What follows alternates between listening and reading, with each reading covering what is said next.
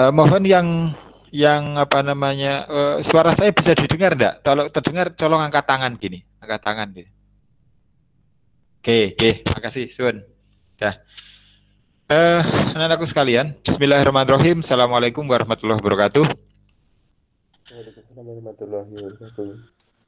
Terima kasih atas kehadirannya untuk mengikuti kegiatan pembelajaran daring ini secara online. Meskipun ini saya gabung ya, rong kelas sini. Saya gabung terusnya ini dua kuotanya kan ini pakai Google Meet itu bisa sampai 100. Ini saya gabung dua kelas, paling tidak ada 72. Tapi ya alhamdulillah ini yang bergabung sudah 9 orang. Ya, paling tidak berapa ya? 15%. 15% itu saya sing gabung. Ya, tidak apa-apa. Ya. Tapi paling tidak kewajiban saya sebagai guru ketika pembelajaran ini harus saya tunaikan. Ya, harus tunaikan meskipun dengan segala keterbatasan. Anak-anakku sekalian, sebelum kita memulai kegiatan pembelajaran pada pagi hari ini untuk mapel PPKN, marilah kita bersama-sama berdoa semoga kita dilimpahi kesehatan, terus teman-teman kita yang belum bisa gabung juga bisa gabung pada kegiatan pembelajaran online ini. Berdoa mulai.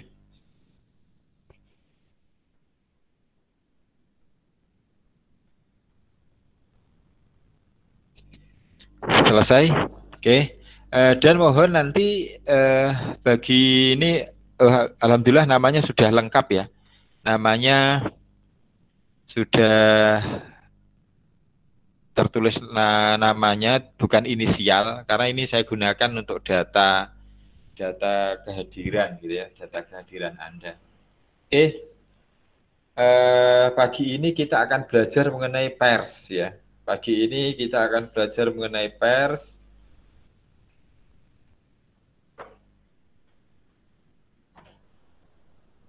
Kita akan belajar mengenai pers. Pak Rian akan presentasikan materinya.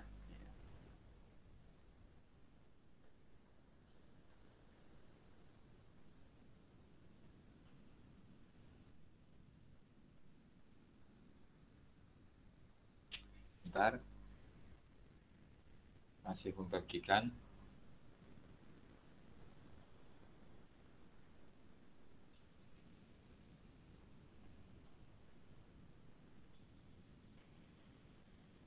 Ada masalah, sebentar.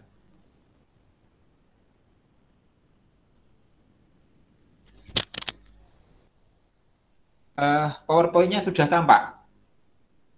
Kalau sudah tampak apa belum?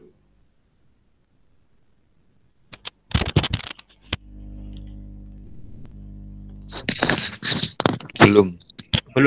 Ya, kalau itu tunggu. Bentar. Ada kendala.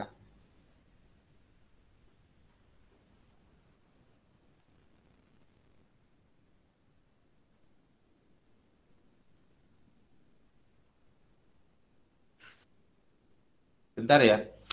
Gini sambil menunggu ini tampil. Ini kok ada kendala tiba-tiba.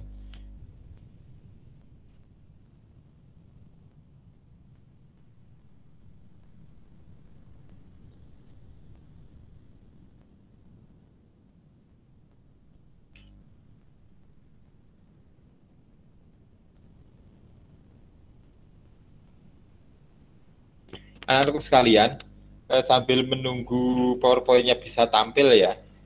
Ini kelihatannya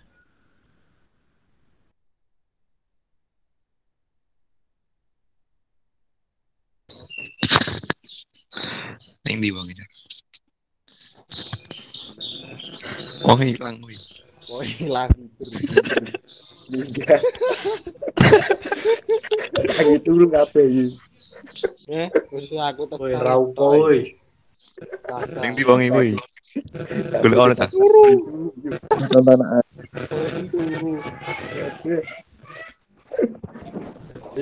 Soke. Bisa keluar. Oke, Rere ada.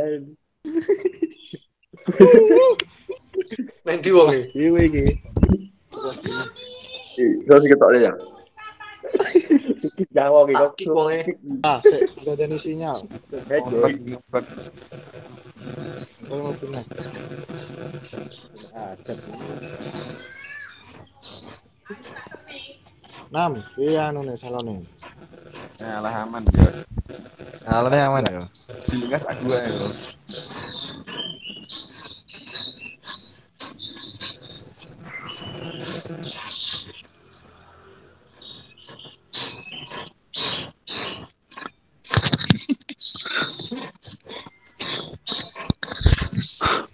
Pang ya.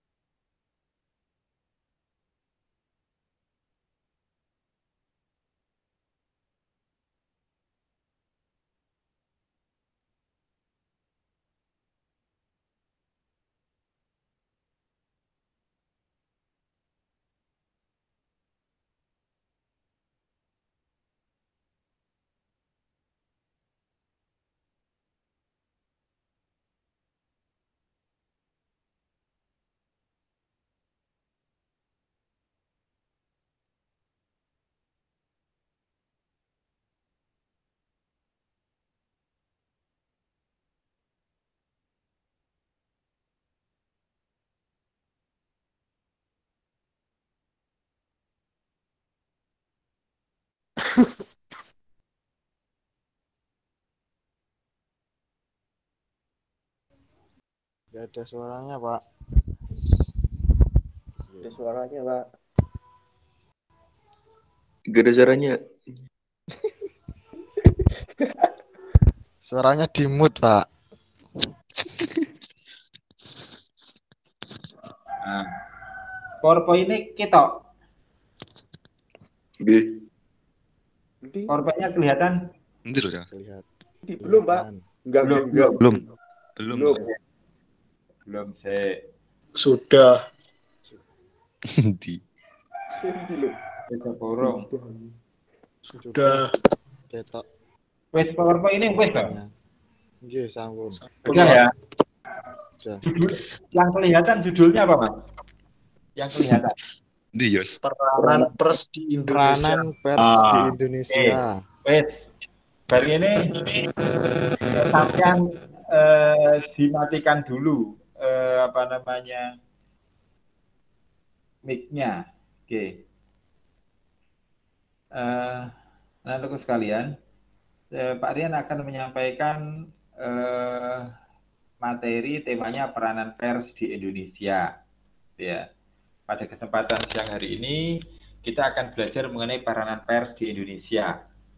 Oke, saya lanjutkan. Tolong dilihat video berikut ini.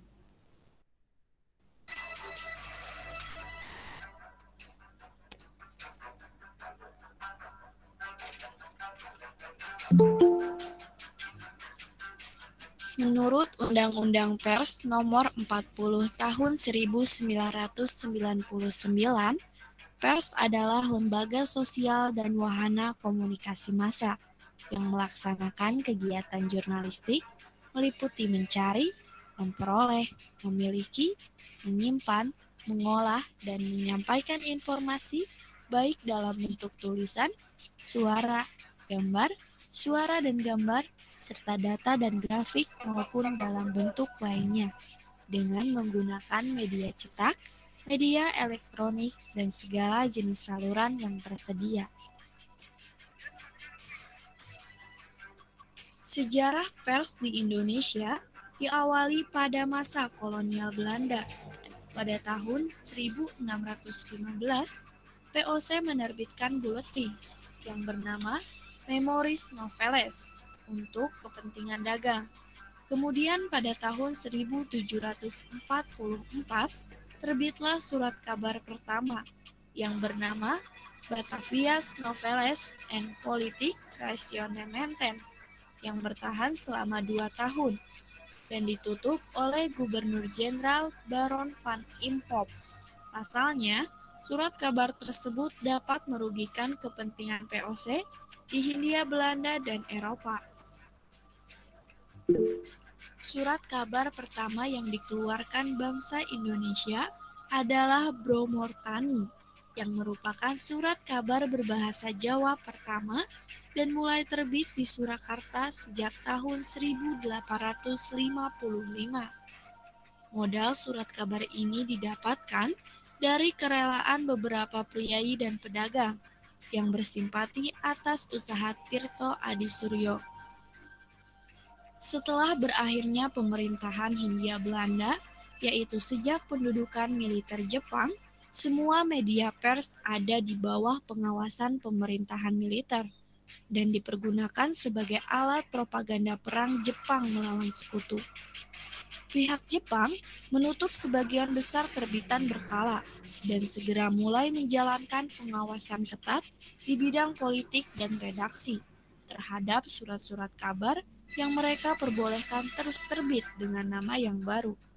Di bawah kekuasaan Jepang, pers dilarang melakukan propaganda apapun selain untuk mendukung Jepang.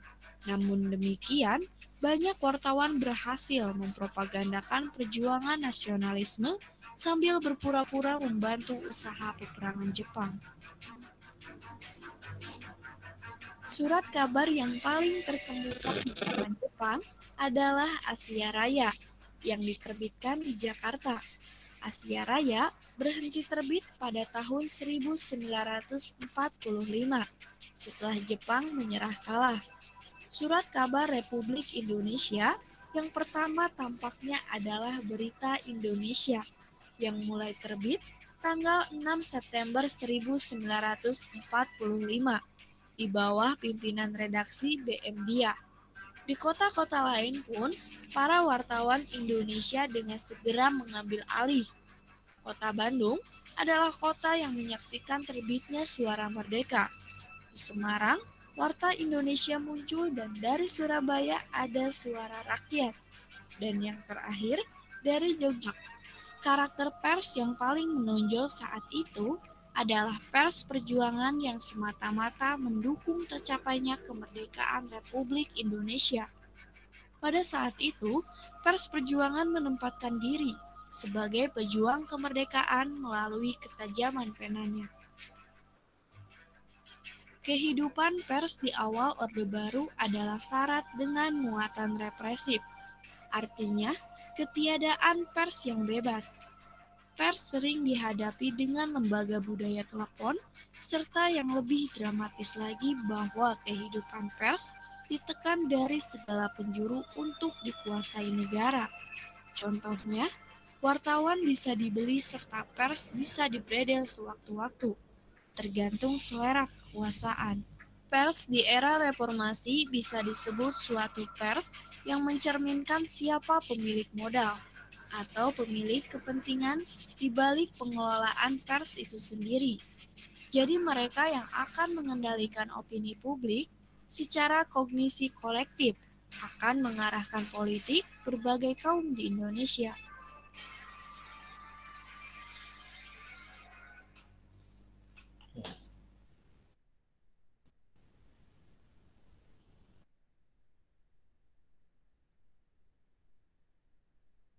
Nah, untuk kalian bisa disaksikan ya tayangan videonya tadi?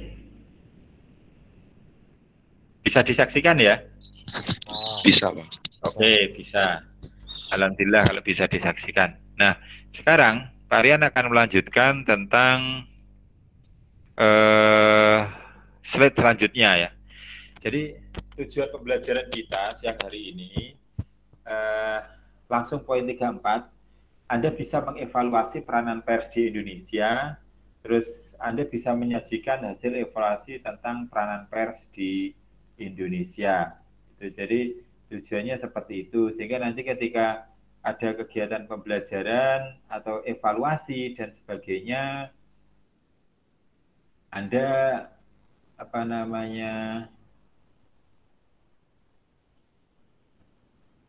ketika kita meskipun dalam kondisi daring, ya, tingkat keilmuan kita itu tidak berubah, tetap kita jaga. Ya. Salah satunya tentang memahami pers, karena ketika kita daring ini, buktinya kita sekarang, kita itu sedang menggunakan media pers. Ya. Kita itu sedang menggunakan media pers untuk kegiatan pembelajaran kita, ya, tanpa kita tanpa kita sadari kita sudah berperilaku atau bertindak seperti itu. Nah, jadi ini tujuan pembelajaran. Sekali lagi Pak Rian ulangi, mengevaluasi peranan pers di Indonesia, terus menyajikan hasil evaluasi tentang peranan pers di Indonesia, sehingga nanti di akhir ada tugas proyek untuk Anda. Selanjutnya, apersepsi, perhatikan gambar di samping. Di samping ini ada gambar koran, anak-anakku sekalian. Ini gambar koran. Ketika melihat gambar ini, saya minta masing-masing dari kita itu bisa membuat pertanyaan. Ya, apakah paling tidak ya 5 pertanyaan lah, atau pernyataan berkaitan dengan peranan pers di Indonesia. Anda bisa mengingat dari materi film atau tayangan yang sudah Anda saksikan sebelumnya. Ya. Dari tayangan film itu Anda menyaksikan, oh pers itu cenderung ternyata pada kalau zaman dulu sebelum era kemerdekaan, itu pers itu ya koran, gitu ya, koran, terus berkembang menjadi radio, televisi, dan sebagainya, itu pers. Nah, terus mungkin Anda juga bisa memiliki pernyataan seperti ini juga. Oh, ternyata pers itu membantu peran atau membantu mewujudkan kemerdekaan Indonesia, gitu ya. Itu pernyataan selanjutnya. Nah, silahkan pernyataan ini Anda bangun secara mandiri dalam diri Anda sendiri, yang mana ketika Anda memiliki pertanyaan, paling tidak kalian itu punya motivasi untuk mencari jawabannya. Ini sebagai apersepsi. Oke, saya lanjutkan. Sekarang kita masuk pada pengertian pers. PowerPoint-nya bisa disaksikan? Mohon informasi, PowerPoint-nya bisa disaksikan? Bisa, Pak. Bisa. Oke, lanjut. Pengertian pers. Pengertian pers yang pertama, pers itu berasal dari bahasa Inggris. Press, yang artinya menekan. Nah, di gambar itu Anda bisa lihat di gambar sebelahnya itu kayak mesin tekan gitu ya. Memang kenapa diartikan menekan? Karena koran atau istilahnya yang lain itu, koran atau berita atau produk jurnalistik pada zaman dulu itu dibuat menggunakan mesin, kalau misalkan sekarang seperti mesin cetak manual, kayak di stempel ya, stempel tapi besar gitu ya. Jadi malnya itu dibuat dulu, dimalne kayak disablone, terus kalau sudah mal-malannya jadi itu ditekankan ke kertas besar gitu.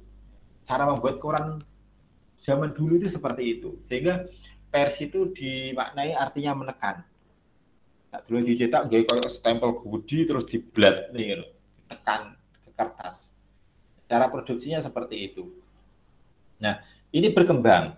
Dalam KBBI, Kamus Besar Bahasa Indonesia, diartikan usaha percetakan dan penerbitan, penyiaran berita, surat kabar, majalah, radio, televisi, dan film. Jadi ada perkembangannya, kalau menurut Kamus Besar Bahasa Indonesia. Kenapa berkembang? Karena medianya semakin banyak juga.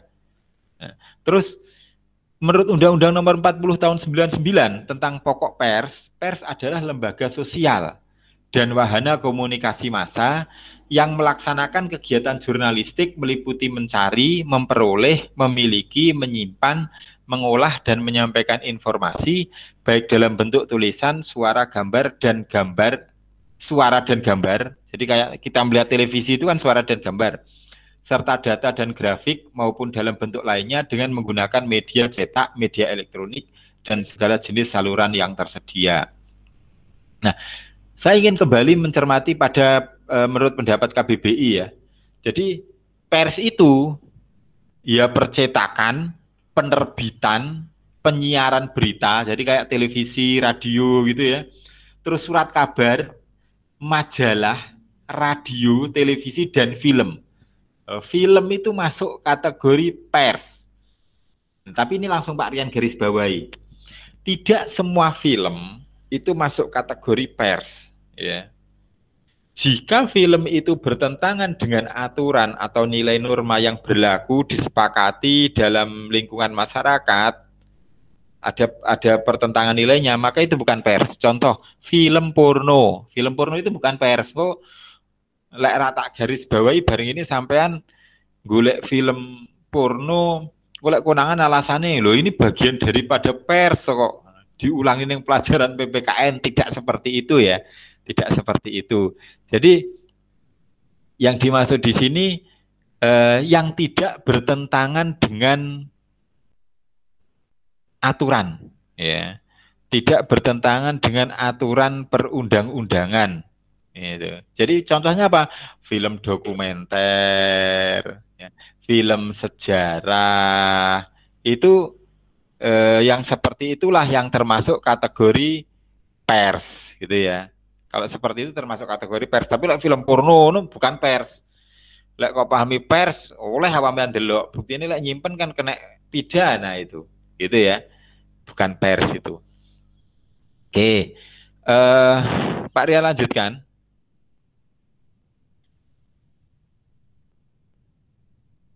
Nah sekarang, ketika pers itu ada, mulai ada zaman dulu kalau kita sebelum merdeka.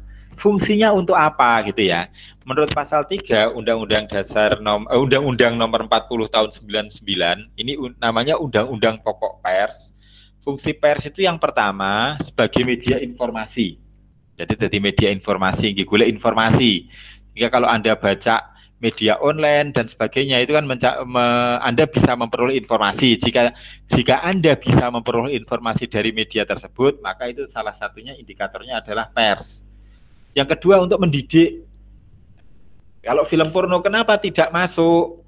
Karena tugasnya bukan untuk mendidik. Sampai kan merusak itu. Ya, jadi pendidikan. Contoh, Anda melihat televisi, di situ ada program belajar dari rumah, itu fungsinya pendidikan. Itu termasuk pers. Terus hiburan. Lek saiki enek sinetron Ikatan Cinta gitu ya, mohon maaf saya nyebut merek, terus itu viral, terus orang melihat itu merasa terhibur, berarti ini juga termasuk medianya media pers karena melalui tayangan televisi. Terus yang keempat sebagai kontrol sosial ini ngeritik. Contohnya gini, sampean lek duwe akun media sosial, ini kan lur dalan ning omahku lho kok jeglong-jeglong koyo ngene. Mbok yo pemerintah segera memperbaiki. Nah, ini salah satu contoh kontrol sosial. Ya, disiarkan terus agar masyarakat tahu, memperoleh informasi. Nah, pemerintah akhirnya juga mendapatkan informasi. Tapi ini juga harus hati-hati, Cah. Ketika kita menggunakan media pers atau media sosial misalkan untuk fungsi kontrol sosial, hati-hati. Hati-hatinya bagaimana? Jangan sampai menyebarkan berita hoax atau bohong. Terus jangan sampai memfitnah orang lain. Nah, kalau sudah seperti itu bukan kontrol sosial, tapi memang tujuannya tidak baik. Nah ini kalau kita tidak hati-hati, kita bisa kena undang-undang IT. Ya. Undang-undang IT. Terus yang kelima, sebagai lembaga ekonomi. Ya, fungsi pers itu. Loh Pak, kok lembaga ekonomi? Anda bisa rasakan, Anda bisa lihat. Televisi misalkan, radio misalkan. Di situ kan mempekerjakan banyak orang. Ya. ketika lembaga-lembaga itu hidup, terus yang di situ banyak orang bekerja dari situ, memperoleh penghasilan dari situ, terus ada iklan masuk di situ menawarkan produk, berarti di situ ada uang yang beredar, ada uang yang berputar di situ. Makanya selain fungsinya itu menyampaikan informasi, mendidik, menghibur sebagai kontrol sosial, juga bermuatan ekonomi. Makanya dikatakan lembaga ekonomi, gitu ya. Ini fungsi pers. Karena bisa mempekerjakan orang, bisa menggaji orang, terus bisa menerima pembayaran, dan sebagainya. Itu menurut pasal 3 penjelasannya. Pak Rian lanjutkan. Nah sekarang, peranan pers. Pasal 6 Undang-Undang Nomor 40 Tahun 99 tentang pokok pers. Apa peranan pers itu? Yang pertama, memenuhi hak masyarakat untuk mengetahui. Jadi, sifat dasar kita itu kalau biasanya kita mengatakan kepo, kita itu kepo.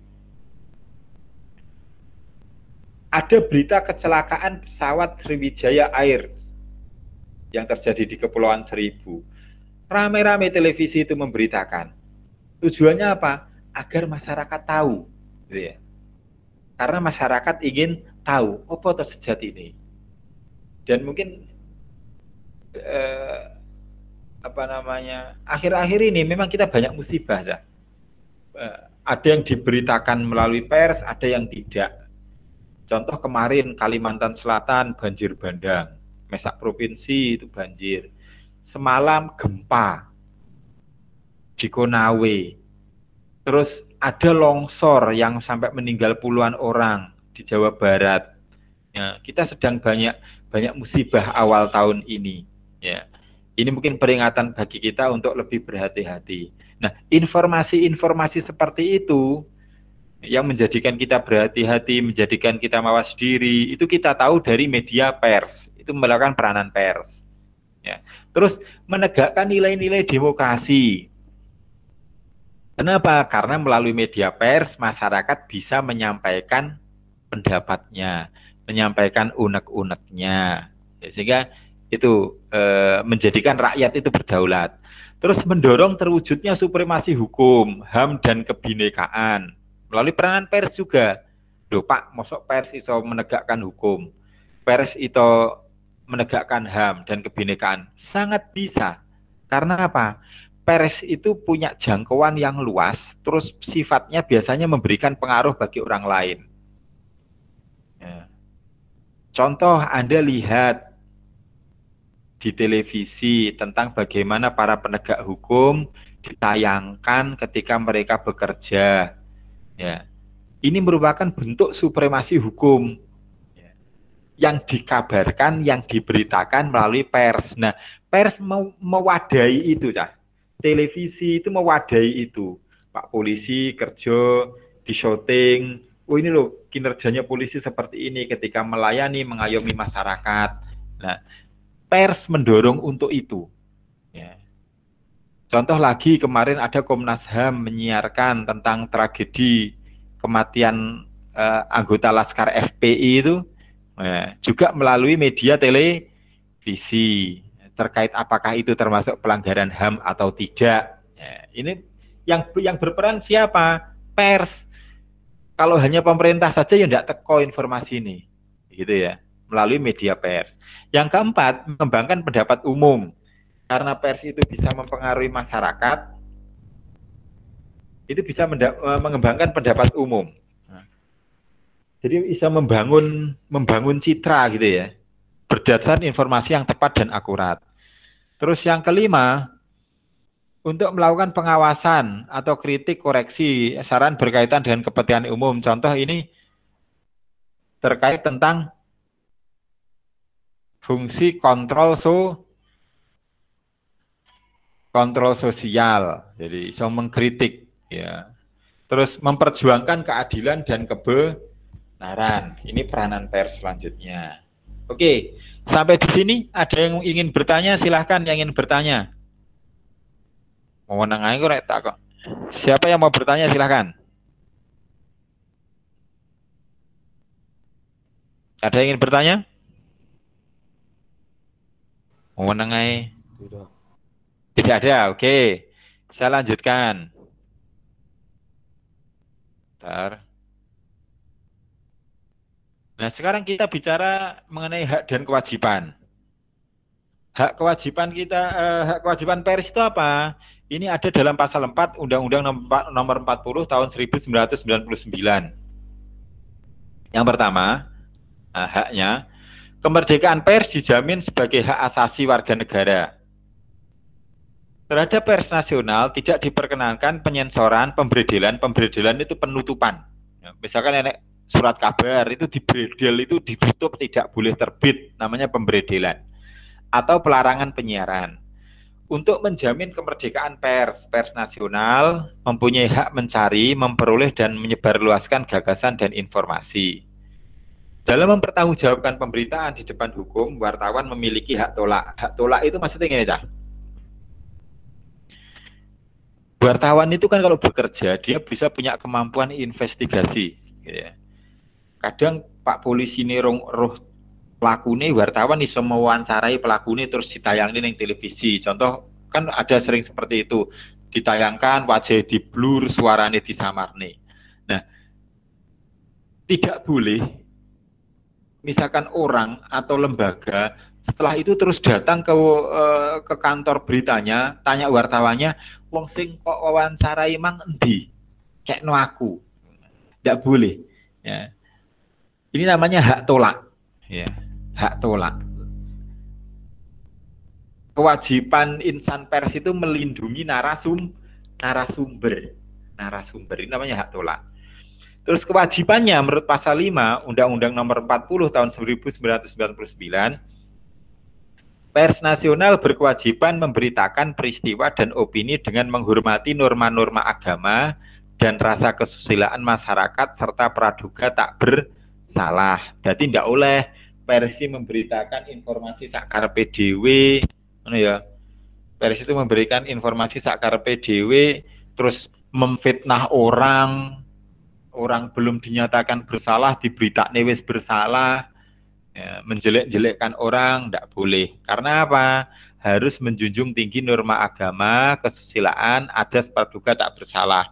Maksudnya asas praduga tak bersalah itu orang itu baru dinyatakan bersalah kalau sudah diputuskan oleh hakim di pengadilan. Sebelum itu, maka kalau belum ada keputusan hakim, orang tersebut dinyatakan bersalah, maka melekat pada orang itu asas praduga tak bersalah, sehingga istilahnya tersangka, terdakwa, gitu ya, seperti itu. Jadi intinya koran itu tidak boleh, televisi, koran, dan media lain itu memfitnah, ngelokne orang, memfitnah orang, melakukan A, melakukan B, melakukan pelanggaran A, B. Ya, itu kalau tidak bisa dibuktikan, maka yang memberitakan bisa dituntut secara hukum. Ya, kita bisa banyak belajar dari pengalaman orang itu dituntut gara-gara statusnya yang menyinggung atau menuduh orang lain ya, di media sosial kayak Facebook, WhatsApp, dan sebagainya. Terus pers wajib melayani hak jawab. Hak jawab itu apa? Kalau berita pers itu merugikan seseorang atau lembaga, gitu ya, atau instansi, maka pers harus memberikan jawaban. Kalau lembaga yang dirugikan itu bertanya, maka kewajibannya memberikan jawaban. Atau orang itu yang diberitakan itu merasa dirugikan, maka dia berhak untuk menjawab. Ya, melayani hak jawab, wajib itu. Terus wajib melayani hak tolak. Hak tolak itu ya contoh yang seperti yang Pak Rian sampaikan tadi. Kudu menyembunyikan narasumber, gitu ya, merahasiakan narasumber. Seperti kalau di TV itu kan orang diwawancarai, wajahnya di blur, suarane ya di melok di blur pisan, gitu ya. Itu, oke. Nah, yang terakhir. Ya, Anda saya minta membuat proyek pers kewarganegaraan. Ya, yang pertama, Anda diminta mencari dan pilih satu informasi berita yang memuat fungsi pers. Ya, fungsi pers apakah itu di bidang hiburan, pendidikan, kontrol sosial, atau lembaga ekonomi. Ya.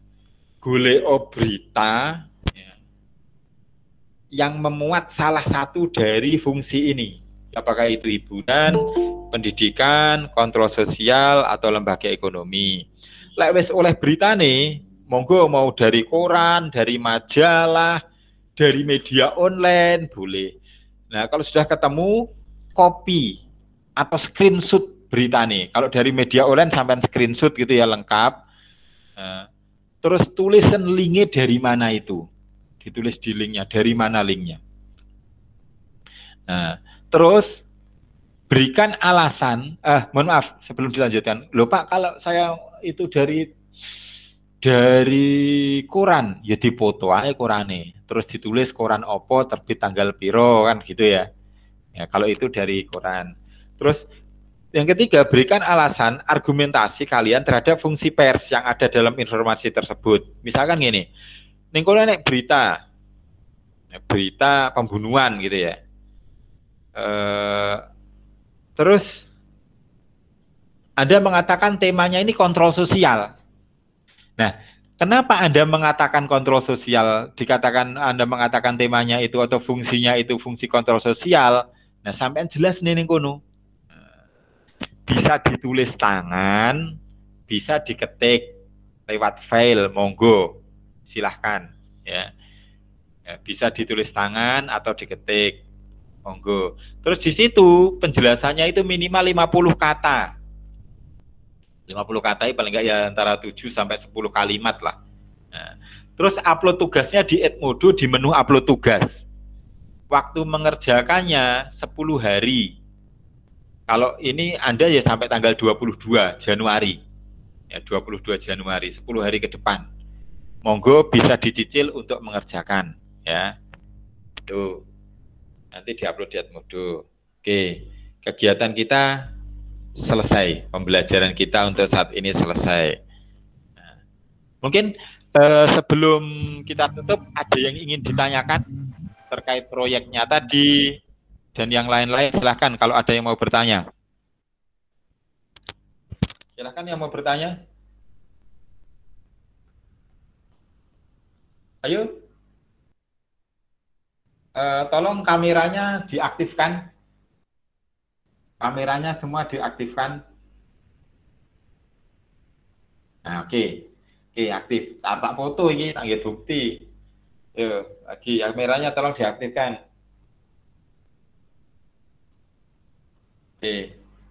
Makasih. Miftahul Anam, Mas Miftahul Anam, Niko Aldirinata, Salma, tolong kameranya diaktifkan. Makasih. Nah.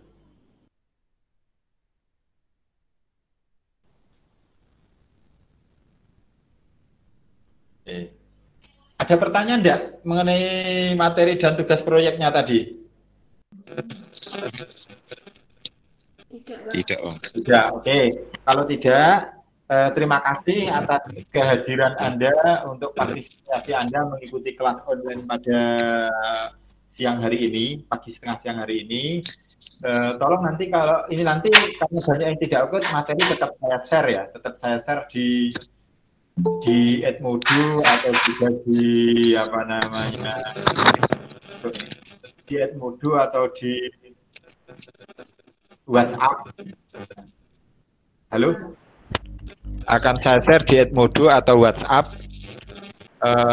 Dan sebelum saya akhiri, tolong Mas Mukti, pimpinan berdoa Mas, doa penutup Mas, silahkan Mas Mukti.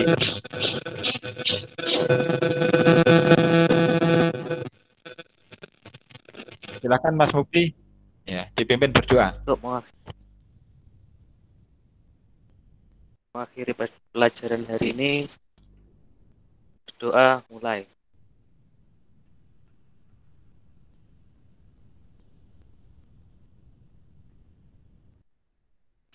Ya, terima kasih atas kehadirannya sekali lagi. Tetap jaga kesehatan, ya, tetap jaga kesehatan, tetap semangat belajar. Pak Rian akhiri, assalamualaikum warahmatullahi wabarakatuh. Waalaikumsalam. Waalaikumsalam.